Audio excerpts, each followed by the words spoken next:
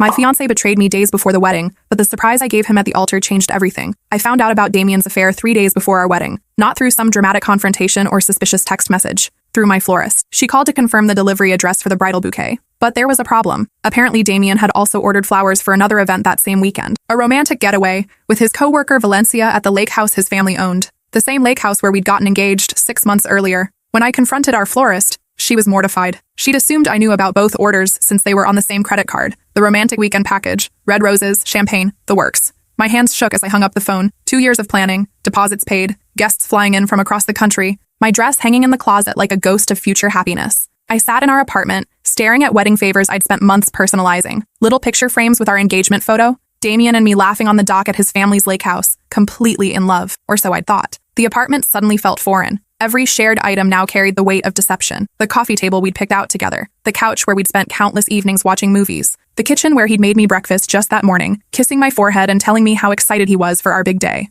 All of it was contaminated now. My first instinct was to call him, scream, demand explanations. But something stopped me. Maybe it was the memory of how my dad had handled my mom's affair when I was 12. All that yelling and crying and public humiliation, how it solved nothing and only made everyone feel worse. I wanted to be smarter than that. So I called Valencia instead. I found her number in Damien's phone, which he'd left charging on the kitchen counter. The contact was listed as Val with a heart emoji. Seeing that tiny symbol felt like a knife between my ribs. She answered on the second ring, sounding breathless and happy. "Hi, baby," she said, clearly expecting Damien. When I introduced myself as Damien's fiancé, the silence stretched for an eternity. Finally, she whispered, "Damien told me you two broke up months ago." My heart stopped. He'd been lying to both of us. Valencia started crying. She genuinely had no idea we were still together, still planning a wedding. She'd been dating him for 4 months, believing she was helping him heal from a bad breakup. We talked for 2 hours, comparing stories, filling in gaps, the business trips that weren't business trips, the late nights at the office that were actually late nights at her apartment, the mysterious phone calls he'd taken in another room, the weekend conferences that never appeared on his company website. Valencia told me about their first date,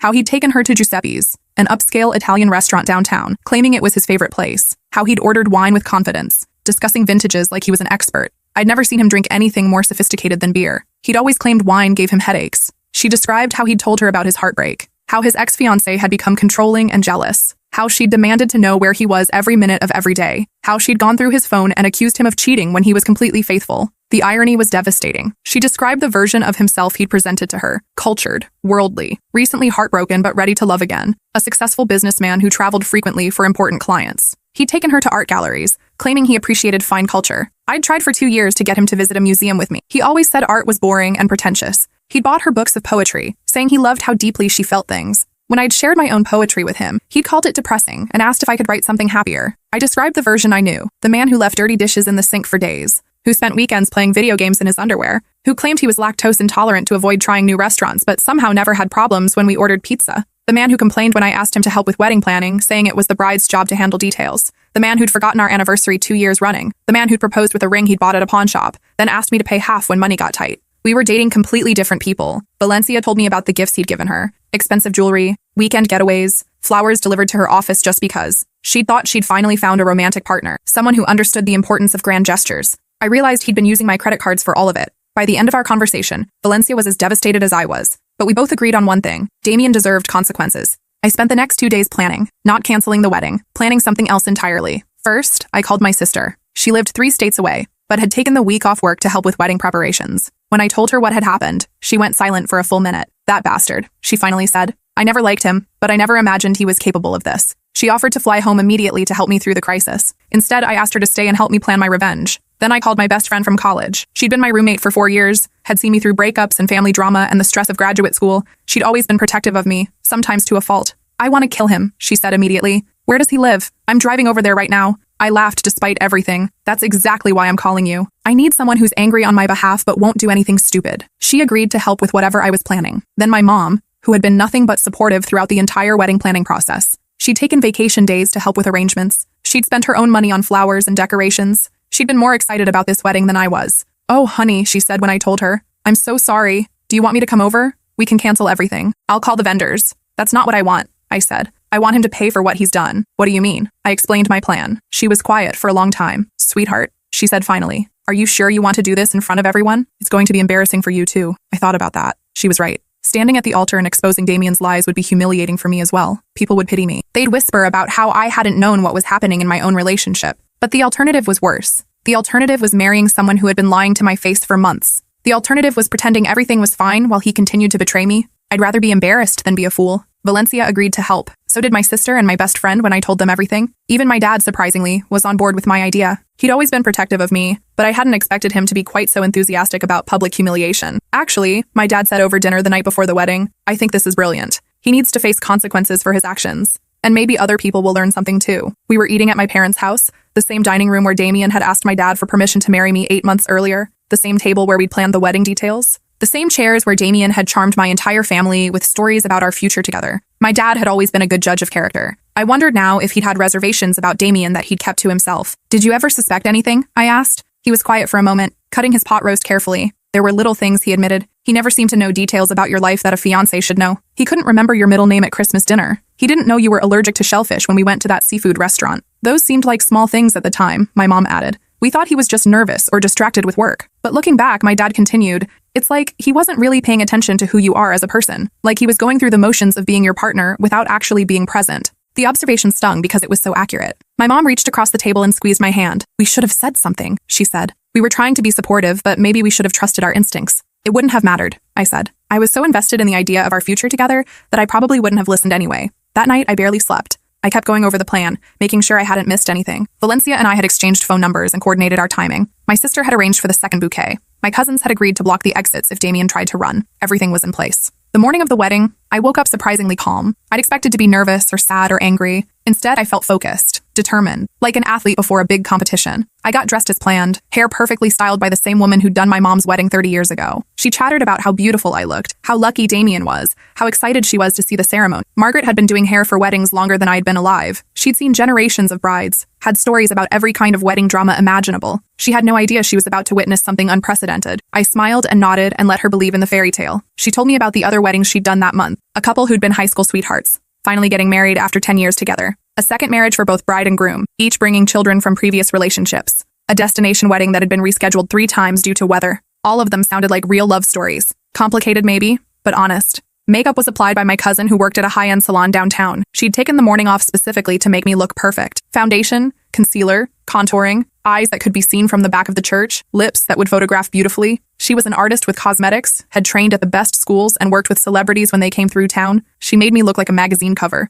I looked exactly like the bride I was supposed to be. My grandmother's pearls went around my neck, the same ones she'd worn to her own wedding in 1952, when marrying my grandfather was the happiest day of her life. They'd been married for 63 years before he died. Their love story was legendary in our family. Grandma had met Grandpa at a USO dance during the war. He was shipping out to Europe the next week. They wrote letters for 2 years while he was overseas, fell in love through written words and shared dreams. When he came home, he proposed within a month. They'd had their struggles. Money was tight in the early years. Grandpa worked 2 jobs to support the family. Grandma raised 5 children while managing the household budget and tending a victory garden. But they never lied to each other. They never betrayed each other's trust. The pearls had been Grandpa's wedding gift to her, bought with money he'd saved from his military pay. They weren't expensive, but they represented his commitment to building a life together. Now they were supposed to be passed down to me, symbolizing the continuation of that tradition of faithful love. My dress was everything I'd dreamed of. Ivory silk with intricate beadwork that had taken months to complete. A train that required 2 people to carry properly. Sleeves that made me feel elegant and sophisticated. It had cost more than my car, but I'd saved for 2 years to afford it. I'd tried on dozens of dresses before finding this one. The moment I put it on, I knew it was perfect.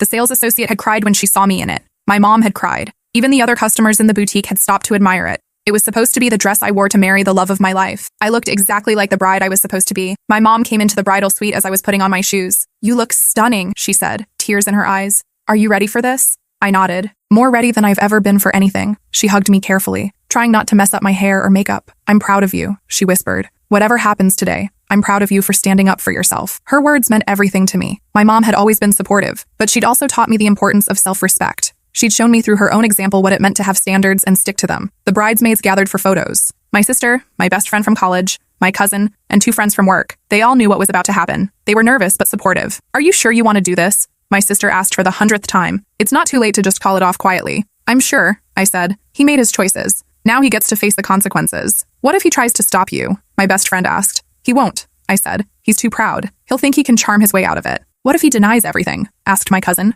"That's what Valencia is for." My work friends were the most nervous. They barely knew Damien, had only met him at a few office parties, but they'd seen how happy I'd seemed about the wedding, how excited I'd been about the future. "This is so brave," one of them said. "I don't think I could do what you're doing." "You could if you had to," I replied. We're all stronger than we think we are. The photographer captured everything. Getting ready shots. The bridesmaids helping me with my dress. Emotional moments with my mom. Pictures that looked exactly like every other wedding album in history. She was a professional, someone who'd photographed hundreds of weddings. She had no idea she was about to document something completely different. Except this wedding was going to be different. The ride to the church was quiet. My dad drove, my mom in the passenger seat, me in the back with my dress spread carefully around me. We passed other cars with wedding decorations, heading to their own ceremonies. Normal weddings where the bride and groom were actually committed to each other. St. Mary's looked beautiful. White ribbons and flowers decorated the entrance. A red carpet led up the steps. Guests were arriving in their finest clothes, chatting and laughing and taking pictures. It looked like every wedding I'd ever attended, joyful and hopeful and full of love. Damien was waiting at the altar when I walked down the aisle, handsome in his tuxedo,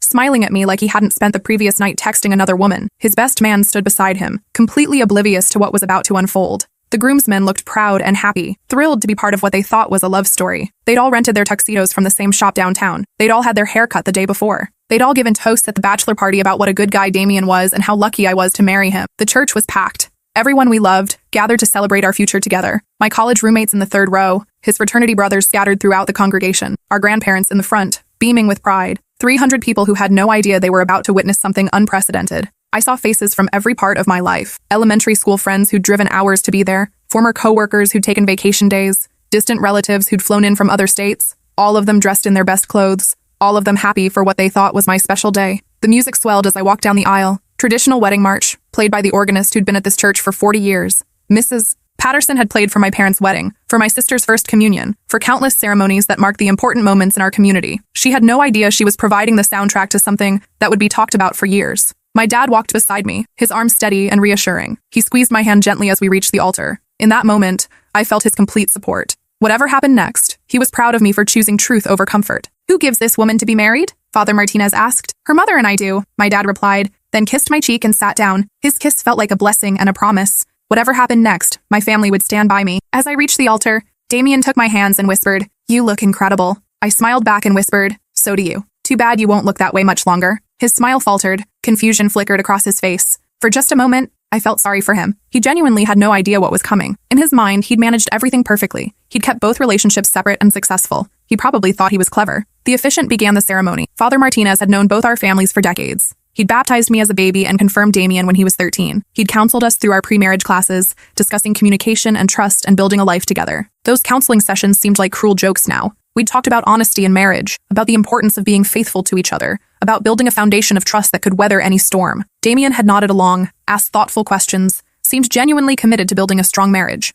all while planning getaways with another woman. This should have been a joyous occasion for Father Martinez, too. "Dearly beloved," he began, "we are gathered here today to join this man and this woman in holy matrimony." The congregation settled into their seats, ready for a traditional ceremony. Programs rustled as people followed along with the order of service. Someone's phone buzzed and was quickly silenced. "Marriage is a sacred covenant," Father Martinez continued, "not to be entered into lightly, but reverently, advisedly, soberly, and in the fear of God." The words took on new meaning in light of what I knew. Sacred covenant, not entered into lightly. The irony was devastating. We exchanged rings. Damien's hands were sweating, but he played his part perfectly. The rings we'd chosen together 6 months ago, when I still believed in our future. The rings that cost more than some people's cars. White gold bands with diamonds that caught the light from the church windows. I'd spent hours picking out those rings. We'd visited 5 different jewelry stores, comparing styles and discussing what we wanted our rings to represent. Damien had seemed genuinely invested in the process, talking about how important it was that we both love what we'd wear for the rest of our lives. Another lie. I slipped his ring onto his finger, thinking about all the promises it was supposed to represent. Fidelity, honesty, partnership. He slipped mine onto my finger, and for a moment I felt a pang of sadness. This should have been the happiest moment of my life. Instead, it was just another step in exposing the biggest betrayal I'd ever experienced. When we reached the vows, I pulled out the paper I'd prepared. But instead of the romantic promises everyone expected, I began to read something else entirely. "Damien," I started, my voice carrying clearly through the church. "Today was supposed to be about promising to love and honor each other, about pledging our futures together." He nodded, still confused but playing along. Around us, the congregation was settling in to hear heartfelt vows. Phones were coming out to record the moment. People were smiling expectantly. "So I want to honor that spirit of honesty by sharing some promises you've already made to other people recently." The color drained from his face. I continued reading from my carefully prepared notes. "On March 15th, you promised Valencia Rodriguez you'd spend your entire weekend with her at your family's lake house, the same weekend as our honeymoon." Gasps echoed through the church. Damien's mother stood up in the front pew, her face horrified. His father grabbed her arm, trying to pull her back down. "You promised her that you and I had broken up months ago. I continued, my voice steady and clear. You promised her that she was the only woman in your life. You promised her a future that you were simultaneously promising to me. The gasps turned into murmurs. People were turning to each other, trying to process what they were hearing. Someone in the back was asking loudly what was happening. I kept going, reading from the detailed timeline Valencia and I had constructed together. On March 22nd, you told her you loved her for the first time. The same week, you told me you couldn't wait to start our married life together. On April 3rd, you gave her a key to your apartment. Our apartment. The apartment where we've been living together for 2 years. Damien tried to grab the paper from my hands. Babe, stop. You're confused. You're having some kind of breakdown. His voice was shaking. Sweat was beading on his forehead despite the cool temperature in the church. No, I said clearly. I'm not confused. Valencia is here today. She wanted to see what kind of man lies to 2 women simultaneously. I gestured toward the back of the church. Valencia stood up from the last pew, wearing the red dress Damien had bought her for their 4-month anniversary. The same dress she'd shown me in the photos on his phone, which she'd willingly shared during our long conversation. She looked stunning. Professional, but feminine. The kind of woman any man would be proud to have on his arm. Dark hair styled in an elegant updo. Makeup that enhanced her natural beauty without being overdone. The confident posture of someone successful in her career. The church erupted. People turning in their seats. Voices rising in shock and confusion. Someone's baby started crying, as if sensing the tension. An elderly man near the back was asking loudly what was happening. Father Martinez looked like he was reconsidering his entire career. Damien's best man stepped forward. Dude, what is happening? His voice cracked on the question. This was his childhood friend, someone who'd known Damien for 20 years, someone who'd given a bachelor party toast about what a good guy Damien was, how he'd never met anyone more loyal or trustworthy. The cognitive dissonance was written all over his face. What's happening, I said, is that Damien has been living 2 separate lives, making promises to 2 different women, planning 2 different futures. So I thought our wedding would be the perfect place to honor all his commitments. I turned to the officiant, who looked completely bewildered. Father Martinez had officiated hundreds of weddings in his 40-year career. He'd seen runaway brides and objecting guests and forgotten rings. He'd dealt with family drama and last-minute cold feet and nervous breakdowns. But nothing like this. Father Martinez, would you please ask Valencia to join us at the altar? The poor man looked like he was considering early retirement. He stammered. This is highly irregular. So is bigamy, I replied, but we're not here to judge. We're here to celebrate honesty. A few people in the congregation actually laughed at that. Dark humor in the face of unbelievable drama. Valencia walked down the aisle, tears streaming down her face, but her head held high. She was beautiful, I had to admit. Long dark hair that moved like silk, elegant posture that suggested dance training or years of deportment classes. The kind of confidence that came from a successful career and genuine accomplishments. I could see why Damien had been attracted to her. I could also see why she'd been attracted to him. He could be charming when he wanted to be. Attentive. Romantic. When she reached us, I handed her a second bouquet that my sister had been hiding behind the altar. White roses and baby's breath, identical to mine except for the ribbon. We'd planned this detail carefully, wanting the visual impact to be perfect. Now, I announced to the congregation, instead of one wedding, we're going to have a conversation about honesty. Damien was frantically whispering denials, but his voice was drowned out by the murmur of 300 guests trying to process what they were witnessing. This is insane, he kept saying. You're both insane. This is my wedding too. I'd prepared for this moment,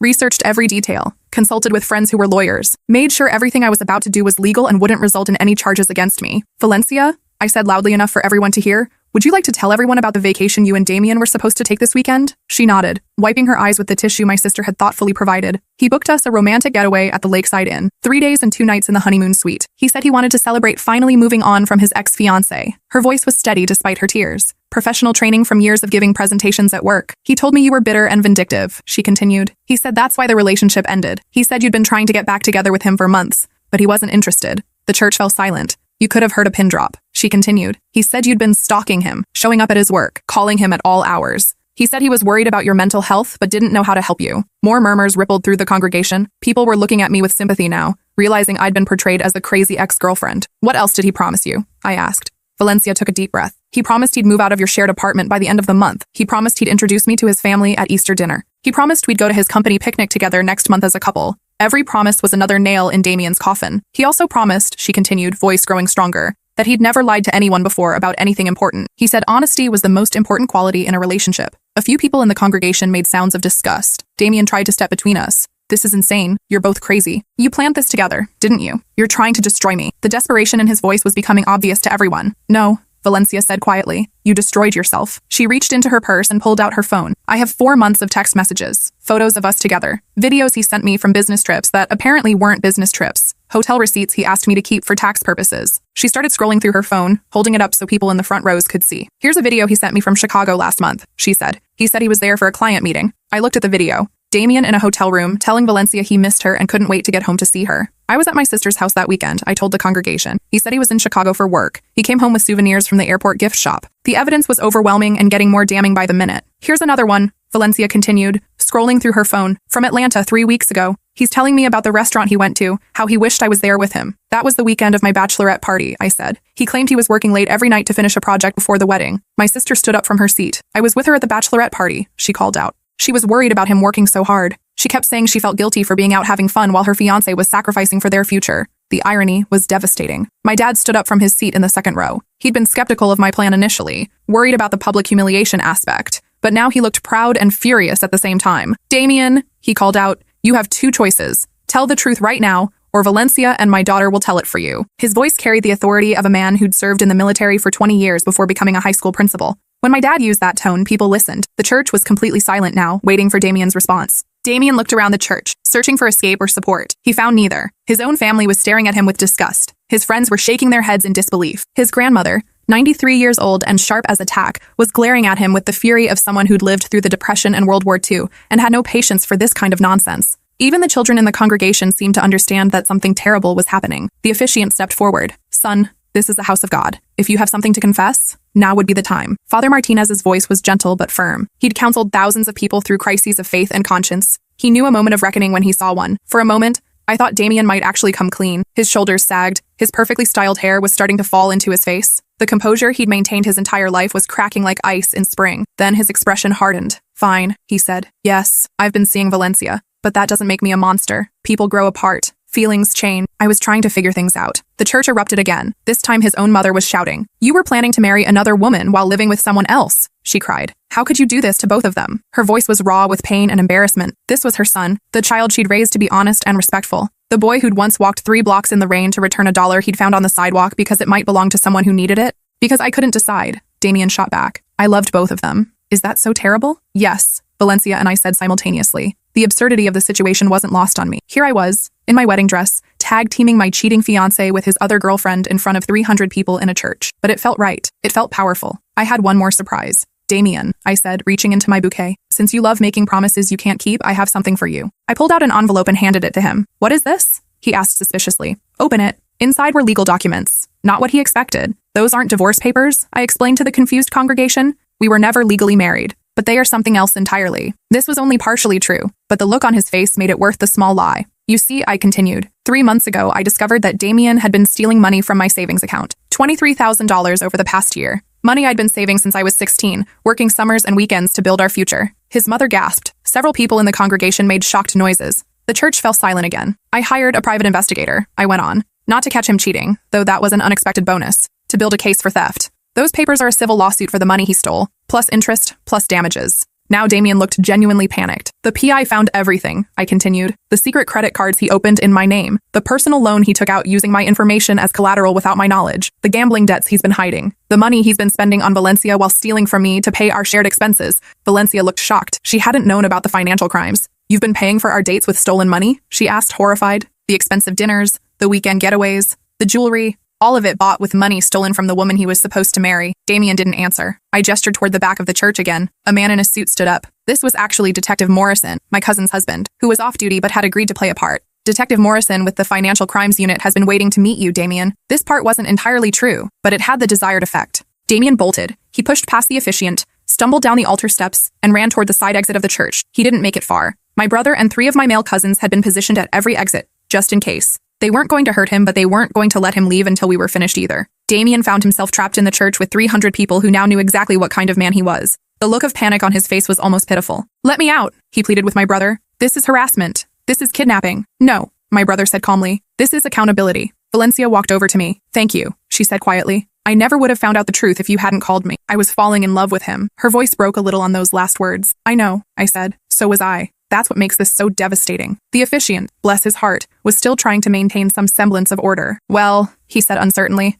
this is certainly not how I expected the ceremony to go. The congregation actually laughed. The tension broke a little. I walked to the microphone that had been set up for our vows. Everyone, I said, thank you for being here today. I know this isn't what you expected when you came to celebrate love and marriage. Murmurs of agreement rippled through the church. But sometimes love means refusing to accept lies. Sometimes it means choosing truth over comfort. Sometimes it means standing up for yourself, even when it's terrifying and public and messy. I looked directly at Damien, who was now sitting in a pew, his head in his hands. Damien, you had every opportunity to be honest. With me, with Valencia. With yourself. You could have broken up with me before starting something with her. You could have been a decent human being. You chose deception instead. I turned back to the congregation. So instead of a wedding, we're having a different kind of ceremony today. A celebration of truth, of women supporting each other instead of competing, of refusing to accept less than we deserve. The church erupted in applause. My mom was crying happy tears. My dad was beaming with pride. Even Damien's family was clapping, mortified by his behavior but supportive of what Valencia and I had done. Valencia stepped up to the microphone next to me. I want to thank everyone for witnessing this, she said, and I want to apologize for my part in this mess.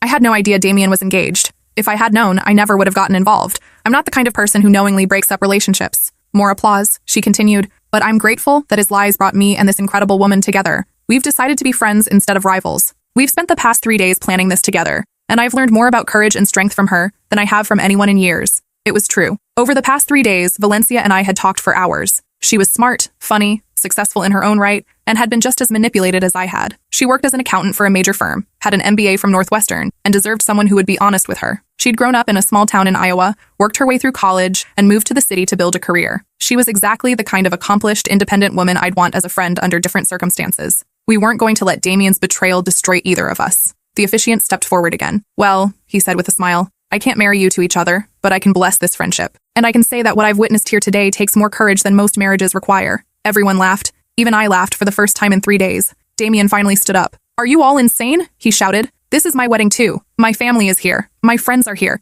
You've humiliated me in front of everyone I know. His voice was getting higher with each word, panic setting in as the reality of his situation became clear. Good, my sister called out from her seat. You humiliated yourself. Damien's best man walked over to him. Dude, he said quietly but audibly, you need to leave, now, before this gets worse. The best man looked genuinely shaken. He'd known Damien since they were kids. He'd given a bachelor party toast about what a loyal friend Damien was, how he'd never met anyone more trustworthy. Now he was realizing he'd never really known Damien at all. How could it get worse? Damien demanded. I smiled. Well, I said, Valencia and I have been comparing notes for 3 days. We found some interesting things. I pulled out my phone. Like the fact that you've been doing this for years. We contacted 3 of your ex-girlfriends. Turns out you were cheating on all of them too. The congregation was riveted now. This was better than any soap opera they'd ever watched. Rachel, from your senior year of college, said you were seeing her and 2 other girls simultaneously. She thought she was your girlfriend for 8 months. Turns out she was just one of 3. Damien went pale. We talked to her roommate too, Valencia added. She said you had different stories about your background for each girl. Told Rachel you were pre-med. Told the others you were in business school. Jessica, from your first job, said you borrowed $5,000 from her for what you claimed was a family emergency. I continued. Your grandmother's cancer treatment, you said. You never paid it back. Turns out you used it for a vacation with another woman. And your grandmother was perfectly healthy, Valencia pointed out.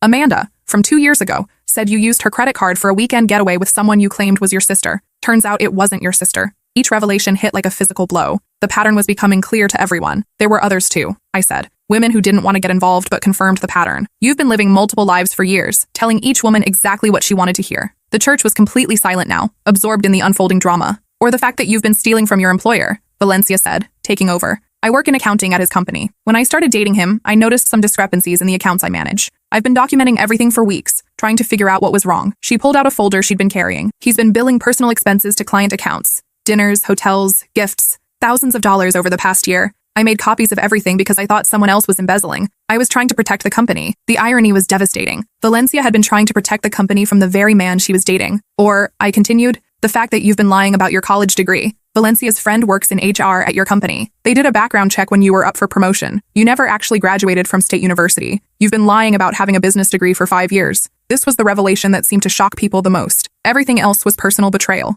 This was professional fraud. The lies just kept unraveling. Wait, Valencia said, looking confused. You told me you graduated magna cum laude. You showed me your diploma. Fake, I said. I found the website where he ordered it. $29 plus shipping. With each revelation, Damien seemed to shrink smaller. His carefully constructed life was falling apart in real time, and there was nothing he could do to stop it. His mother stood up. Damien Mitchell Henderson, she said in a voice that could cut glass. You are no longer welcome in this family until you get the help you clearly need and make amends to everyone you've hurt. The formal use of his full name made the declaration even more powerful. His father nodded grimly. Son, your mother and I are ashamed of you. We raised you better than this. His voice was quiet but carried throughout the church. His grandmother, the 93-year-old force of nature, struggled to her feet with the help of her walker. In my day, she said loudly, men who behave like this were run out of town on a rail. Consider yourself lucky that all you're getting is public embarrassment. The congregation applauded again. Even some of Damien's friends were shaking their heads in disgust. His college fraternity brothers, who'd flown in for the wedding, were whispering among themselves and shooting him dirty looks. His co-workers, who'd taken the day off to attend, were discussing in hushed tones how this would affect the office dynamic. Finally,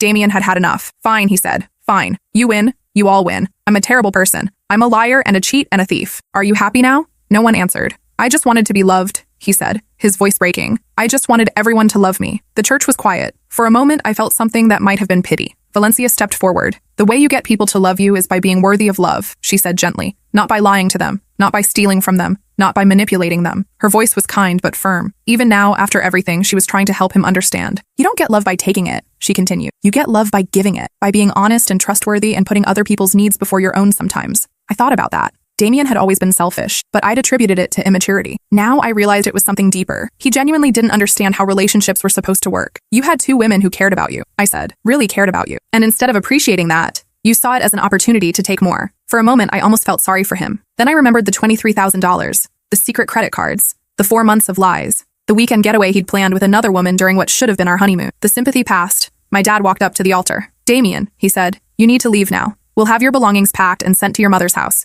Don't contact my daughter again. His voice carried the authority of someone who'd spent decades dealing with difficult people. And if you try to avoid the lawsuit or flee the state, my dad continued, we'll make sure criminal charges are filed for the identity theft and credit card fraud. This was the first Damien was hearing about potential criminal charges. His face went white. Damien looked around the church one more time. At his family, his friends, the life he destroyed with his own choices. At the future he'd thrown away for temporary pleasures. At the two women who should have been competing for him, but instead were united against him. Then he walked out. The heavy church doors closed behind him with a final sounding thud. The church was silent for about 30 seconds. Then my grandmother started clapping. Soon everyone was clapping and cheering. Valencia and I hugged. My mom rushed up to the altar and wrapped both of us in her arms. You girls are incredible, she said, crying and laughing at the same time. The photographer, who had been capturing everything with professional discretion, asked if we wanted pictures. We did. Valencia and I posed together in our dresses, holding our bouquets. We looked like an unlikely pair of sisters, united by circumstance and mutual respect. My family joined us. Even some of Damien's family asked to be in the photos. His mother apologized profusely and hugged both of us. I'm so sorry, she kept saying. I raised him better than this. I don't know what happened to him. His sister, who'd flown in from California with her 2 young daughters, was particularly upset. I brought my girls to see their uncle get married, she said, tears in her eyes. Instead, they got to see him exposed as a fraud. How do I explain this to them? Tell them the truth, Valencia said gently, that sometimes people make bad choices, but that doesn't mean we have to accept being treated badly. Father Martinez blessed our friendship officially. It was unconventional, but beautiful. By the power vested in me by God and the state, he said with a smile, I now pronounce you friends. Everyone laughed and applauded. The reception was supposed to be at the country club. We went anyway. The event coordinator, when she heard what had happened, was amazing. She'd been in the wedding industry for 20 years, she said, but had never seen anything like what we just pulled off. They rearranged everything to be a celebration of friendship instead of marriage. The DJ changed the playlist from romantic ballads to empowering anthems. The caterers served the food buffet style so people could mingle more easily. The centerpieces were adjusted to remove the bride and groom figurines, leaving just the flowers. The cake was still beautiful, even without the traditional topper. Valencia gave a speech about the importance of women supporting each other instead of competing. I gave a speech about the courage it takes to choose truth over comfort. My dad gave a speech about being proud of his daughter for refusing to settle for less than she deserved. Even Father Martinez stayed for dinner and gave a blessing about the unexpected ways God brings people together. It was the best party I'd ever been to. People danced, they laughed, they told stories about times they'd stood up for themselves or helped other women. It became a celebration of integrity and friendship and the power of truth. My college friends shared stories about times they'd caught boyfriends cheating and how they'd handled it. Older relatives talked about the importance of self-respect. Even the children seemed to understand that something important had happened. Even the wedding cake worked perfectly. Instead of a bride and groom on top, we put 2 flowers from our bouquets. 3 months later, Valencia and I had become genuine friends. She helped me navigate the legal process of getting my money back. I helped her find a new job at a company where she didn't have to see Damien every day. The lawsuit was settled out of court. Damien's parents, mortified by their son's behavior, insisted he pay me back in full with interest. He also had to pay for all the wedding expenses, which came to nearly $40,000. Damien was fired from his job after the financial irregularities came to light. His employer discovered he'd been stealing from client accounts for over a year. Criminal charges were filed for embezzlement and identity theft. He pleaded guilty to avoid trial and was sentenced to 18 months in prison and 5 years of probation. He also had to pay restitution to his former employer and attend mandatory counseling. He moved back in with his mother after his release. Last I heard, he was working part-time at a car dealership 3 towns over and telling people he was the victim of 2 crazy ex-girlfriends who conspired against him. Some people never learn, but Valencia and I learned something important that day. Sometimes the worst thing that happens to you leads to the best thing that happens to you. We both dodged a bullet, and we found a real friendship in the process. 6 months later, Valencia was my maid of honor at my actual wedding, to a man who thinks honesty is the most attractive quality a person can have. Someone who would never dream of lying about where he was going or who he was with. Someone who shows me his phone without being asked and talks about our future like it's the most important thing in the world. The ceremony was small and intimate, just family and close friends. Father Martinez officiated again, joking that he'd never been more nervous about a wedding ceremony in his life. Damien wasn't invited, but half the people from our fake wedding were there. celebrating what real love looks like. Valencia met her future husband at that reception too. One of my cousins who was impressed by her courage and grace under pressure. He'd watched her handle the most humiliating situation imaginable with dignity and kindness, and he knew she was special. They're getting married next spring. I'm going to be her maid of honor. And this time, I'm sure the groom will actually show up. The whole experience taught me something important about love and trust and standing up for yourself. Sometimes the people we think we know best are the ones hiding the biggest secrets. Sometimes love isn't enough if it's not built on honesty, but sometimes the worst betrayal can lead to the best friendships. Valencia and I talk almost every day now. We vacation together. We celebrate holidays together. She's become the sister I never had, and neither of us will ever settle for lies again. We know what we deserve now, and we're never going back to accepting less.